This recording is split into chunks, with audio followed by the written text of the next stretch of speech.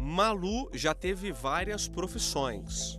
Costureira, contato comercial, repórter fotográfico e atualmente influencer digital. Ela tem 61 anos e mora em Samambaia, a cerca de 30 quilômetros da área central de Brasília. Malu conta que contribuiu por muito tempo com a Previdência Social e sempre sonhou com a aposentadoria. No começo da pandemia do coronavírus, ela tentou dar entrada no INSS, mas como várias agências ficaram fechadas temporariamente, o pedido não avançou. A gente espera, trabalha, contribui, né? Porque a gente tem que pagar, na verdade. E estamos aí, né, na expectativa, né? E crendo, e fazendo gratidão para todo dia, para que Deus abençoe que aconteça, porque o brasileiro precisa, né? Poder ter um pouquinho de folga, né? Vida de influenciadora digital é assim. Malu passa boa parte do dia no celular ou no computador. Ela é conhecida nas redes sociais como Vovó Blogueira de Brasília. E só não se sentiu tão prejudicada com o adiamento da aposentadoria porque faz parcerias e propagandas para algumas marcas e ganha dinheiro com isso. Eu tenho me sustentado com esses jobs, né? Publicidade, divulgação. Então, graças a Deus, tem me sustentado. Eu mostro meu dia a dia. Agora que eu tô aqui na minha mãe, então eu mostro assim a rotina aqui com ela, os cuidados, o café da manhã, o almoço, meço a glicemia dela, essas coisas.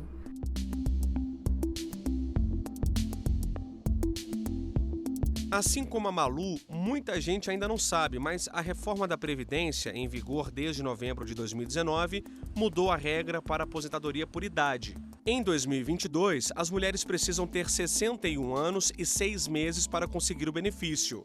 Em 2023, a idade sobe mais 6 meses, ou seja, 62 anos completos.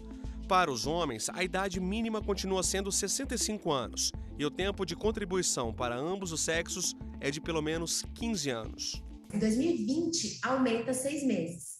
Em 2021, aumenta mais 6 meses. Em 2022, por quê? Porque ela não fica nem na regra antiga nem na regra nova, ela entra naquele meio.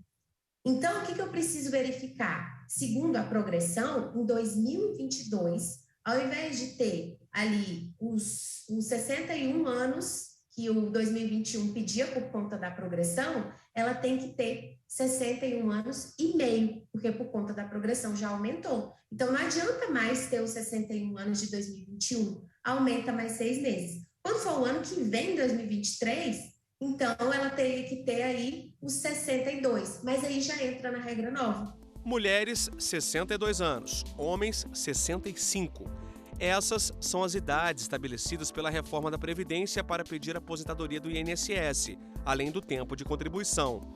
Mas essa transição é feita aos poucos, ano por ano. Na regra de transição por idade mínima progressiva, a cada ano subirá 6 meses a idade mínima até chegar a 65 anos para os homens em 2027 e 62 anos para as mulheres em 2031. Neste ano, para se aposentar por esta regra, os homens precisam ter 62 anos de idade e 6 meses e 35 anos de contribuição. Já as mulheres, 57 anos e 6 meses e 30 anos de contribuição.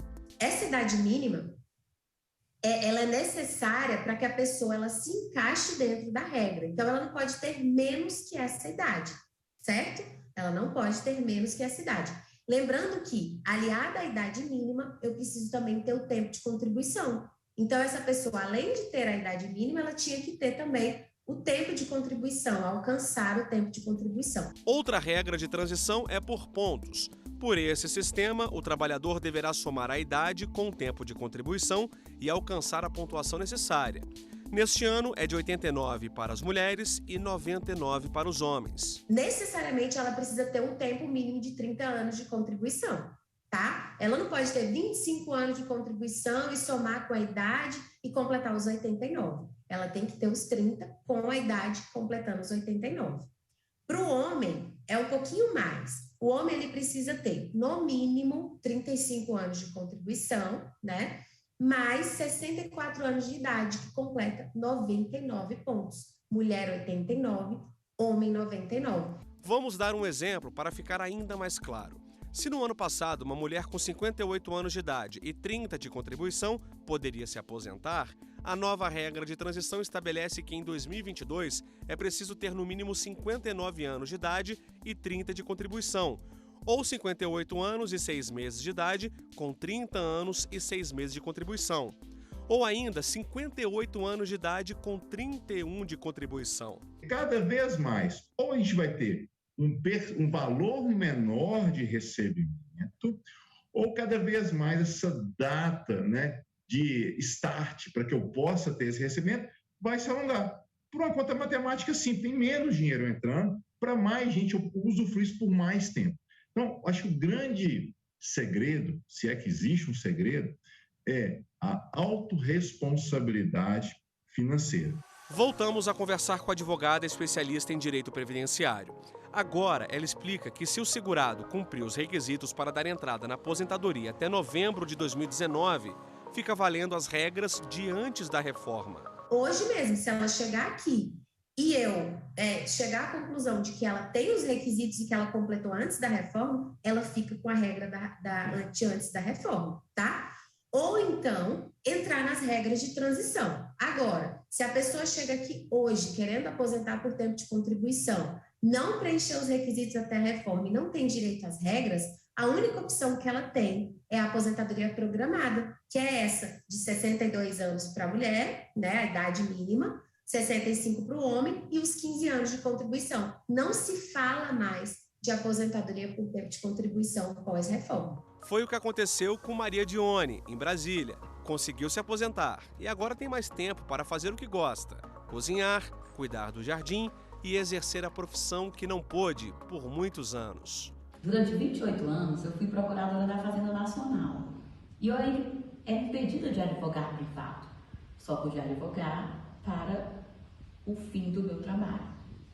Com a aposentadoria, eu voltei a advogar, eu voltei a conversar com os meus clientes. Isso tem me feito muito bem. Tem ainda outros critérios da reforma da Previdência. Vamos falar agora da transição por pedágio, de 50% ou 100%.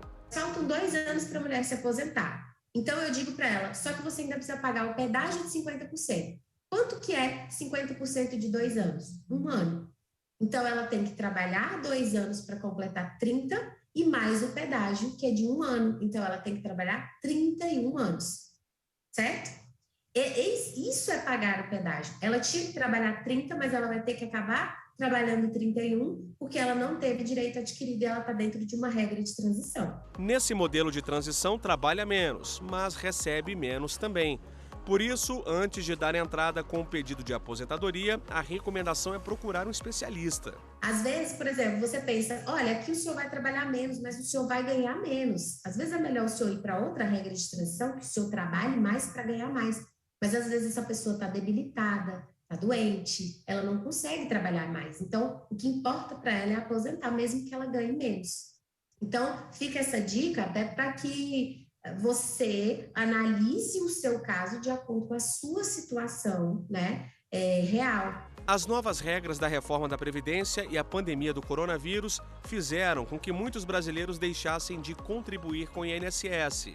É o caso desta professora de música em Brasília. Acumulei contas de água, de luz, e ano passado, então, a Neoenergia e a CAESB me levaram para o cartório, onde eu recebi várias intimações e ameaças de corte. Então, eu tive que parcelar essas contas, né? Estou em um processo de parcelamento. E a contribuição, eu vou voltar para o mês somente quando eu terminar esses parcelamentos, porque a situação ainda não está estável. E essa é a minha questão. A advogada faz um alerta. É bom pensar direito antes de tomar a decisão de não contribuir com a Previdência Social. Você contribui para ter direito a um auxílio-doença, caso você caia doente e não tenha condição mais de trabalhar. E às vezes as pessoas doentes procuram o INSS, doentes no sentido de incapacitadas, porque não é a doença que dá direito, mas sim a incapacidade. Elas procuram o INSS incapacitadas, mas elas não têm qualidade de segurado, ou seja, elas não são contribuintes, logo elas não têm direito ao auxílio-doença. No próximo bloco, a repórter Renata Teodoro mostra a preocupação de jovens com as novas regras da aposentadoria. Não saia daí.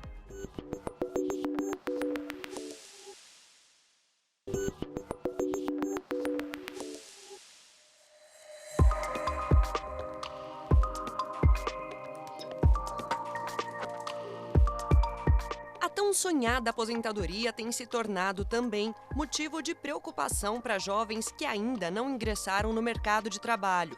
Marcos se formou em jornalismo em 2021 e, desde então, tem procurado por oportunidades na área.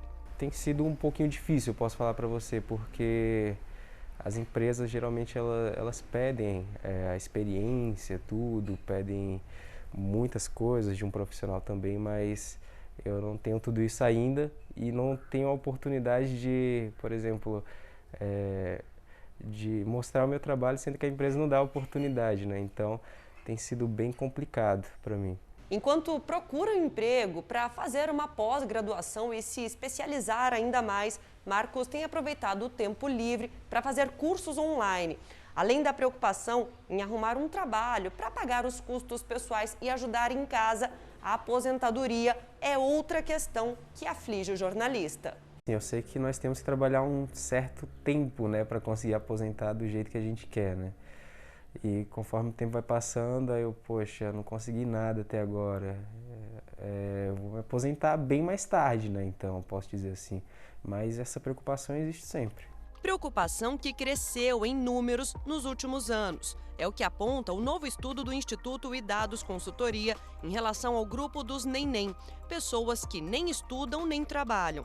Até o segundo trimestre de 2021, 30% dos jovens de até 29 anos se encaixavam nessa categoria, ou seja, 12 milhões e 300 mil pessoas, dado que supera a população da Bélgica. São quase 800 mil pessoas a mais se comparado com o primeiro semestre de 2019.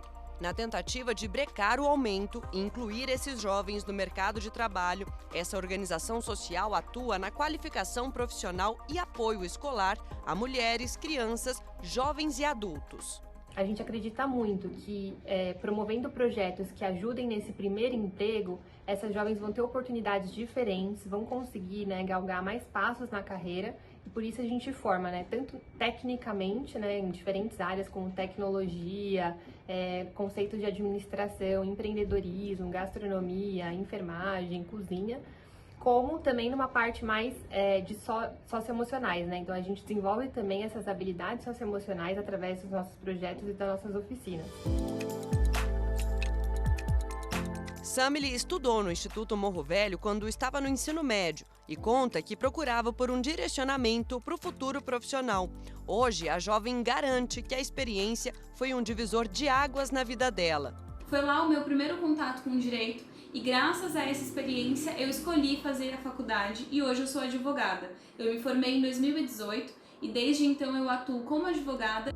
Em 2015, Vanessa também participou do projeto para se preparar para o primeiro emprego e fala que evoluiu bastante com as oficinas de desenvolvimento profissional e pessoal. Antes eu era muito tímida e não conseguia falar nada, apresentar nenhum trabalho e consegui depois, né, inclusive na escola e em outras coisas.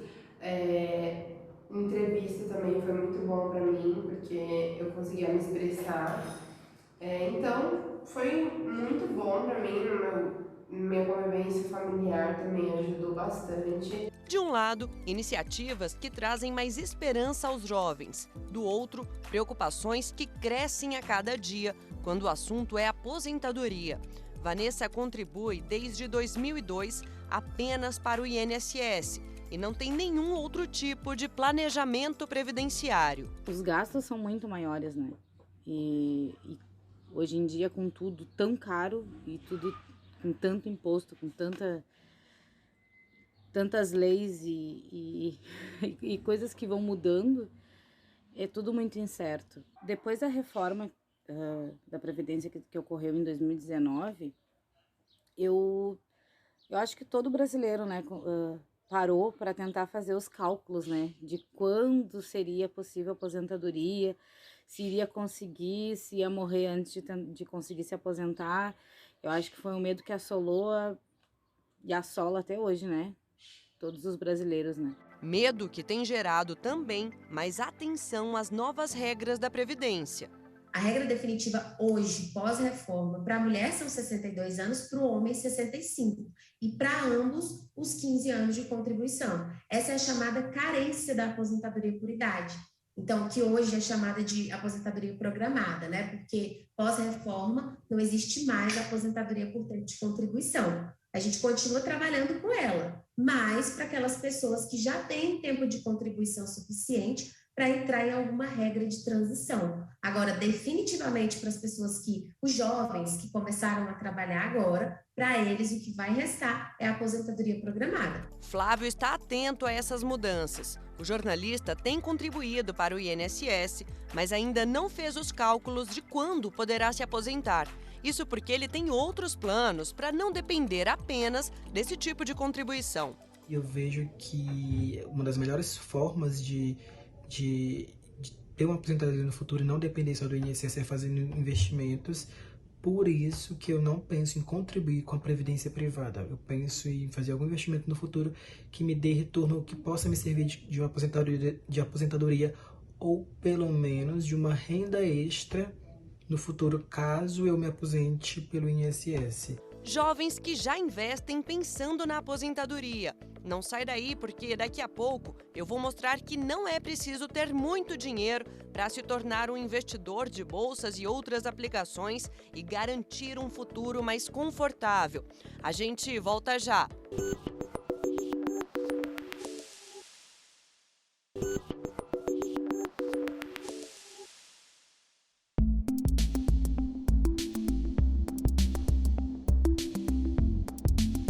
Se você poupar 10% ao mês, ao final de um ano você vai ter um valor grande na sua carteira. Não importa quanto você ganha. Você pode ganhar de R$1 milhão a R$100, a R$1.000 por mês.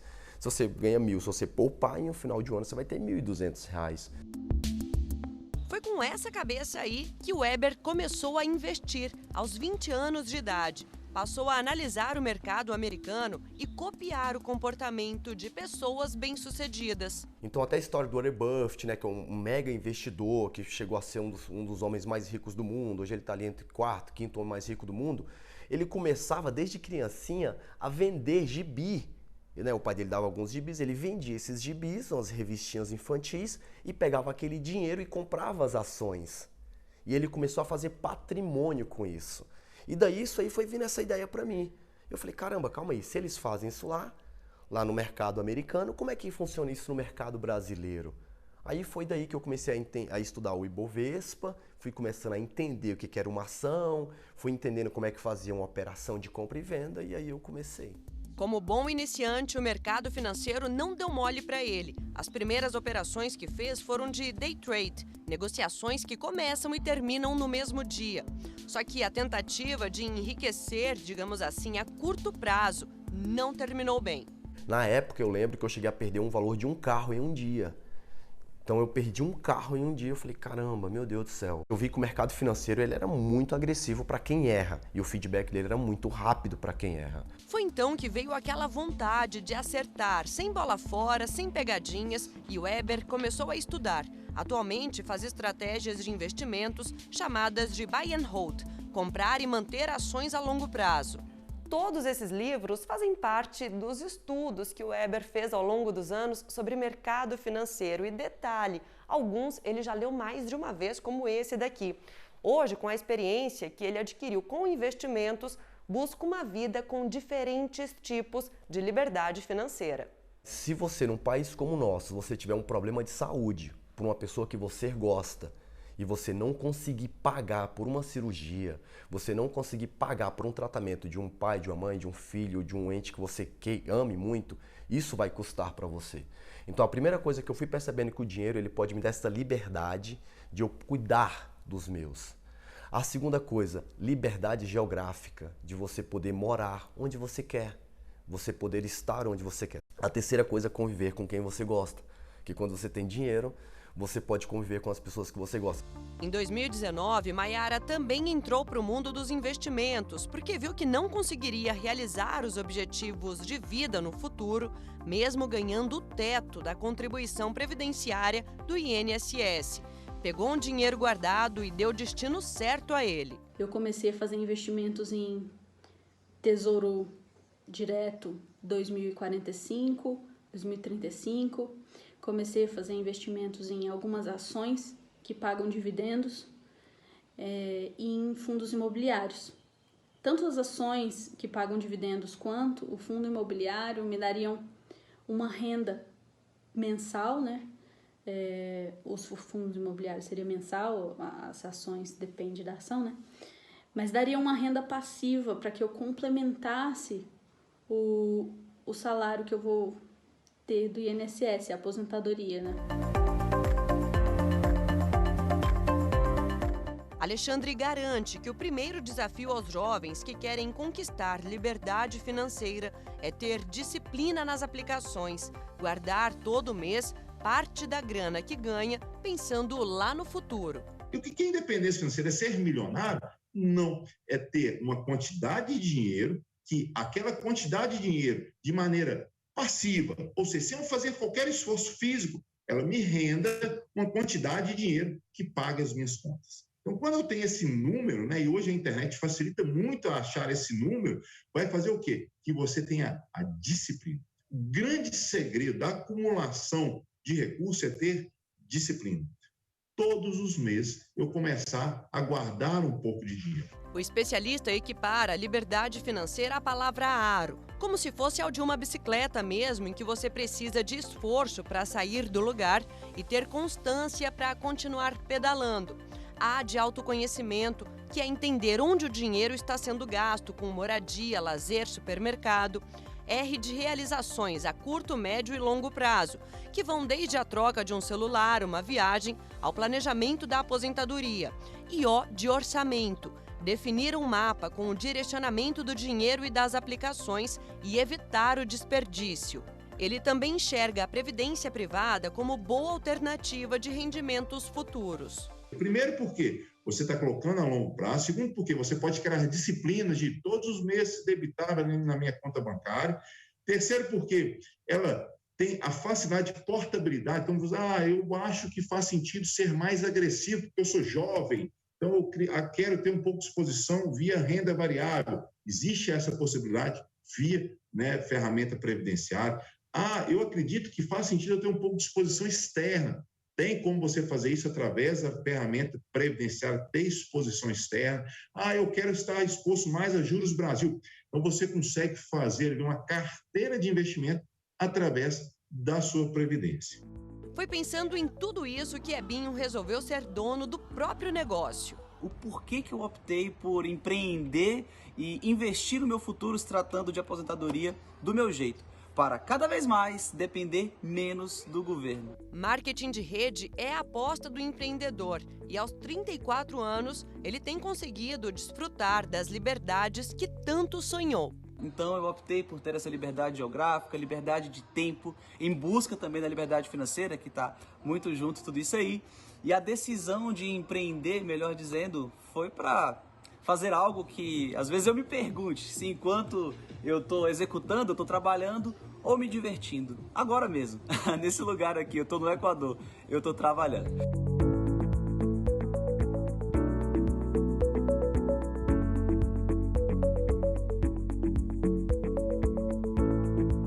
E assim a gente termina o Repórter Justiça desta semana. Já segue nosso perfil no Instagram, é o TV Justiça Oficial. No YouTube, o canal é o mesmo. Se quiser entrar em contato com nossa produção, o e-mail é o repórterjustiça@stf.jus.br. Até a próxima!